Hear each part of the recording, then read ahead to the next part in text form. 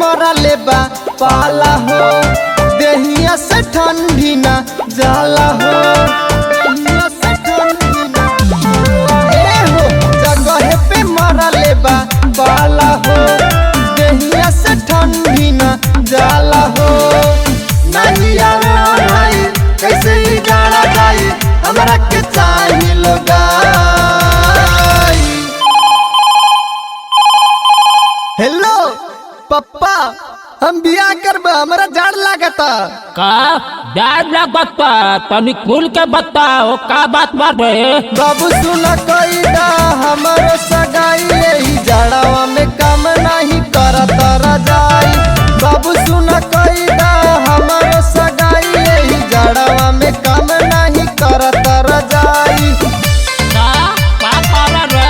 रजाई नहीं का काम करत, बचपन से का आज तक भरी रजाई काम करत रहे। नहीं के काम करत तबे न कहतानी। सुन कैसे काम करत हम उपाय बता दे। केवाड़िया पाला सटाली हो, डबल रजाई लगाली हो, तबो न जाई ई देहिया से जाड़ा, तो घरवा के हीटर जराली हो। सुनी बाबूजी जाड़ा बहुते बा, कुहिया न कुछ हूँ लौकाता, रोज सुतीले डबल रजाई में, तब हूँ ना गरमी तौकाता।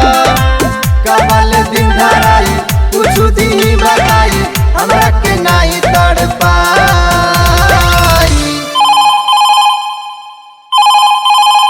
हेलो पप्पा, अरे करा देना। तनी साबर कर दे बबुआ। ना हम ना करें। बाबू सुना कईदा हमरो सगाई, यही जड़ावा में काम नहीं करत रजाई। बाबू सुना कईदा हमरो सगाई, यही जड़ावा में काम नहीं करत रजाई। का साथू के बाते बियाह करबे तू, धोबी के बात तू कैसे मैं बियाह करीबे। सारा के तू के पता बता दे से का होला, नहीं के पता बता तू ना बता नहीं। शादी से होला बर्बादी न हो, जिंदगी के घटिया जादिन हो। आई बहुरिया तो झगड़ा लगाई, आ तोरा के मर के मुआ दिन हो।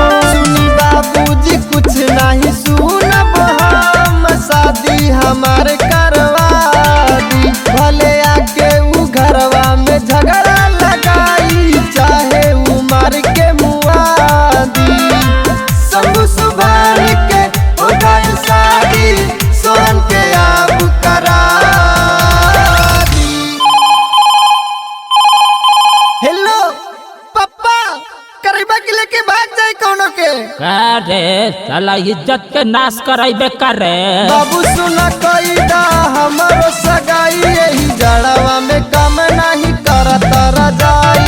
बाबू सुना कईदा हमरो सगाई, यही जड़ावा में काम नहीं करत रजाई।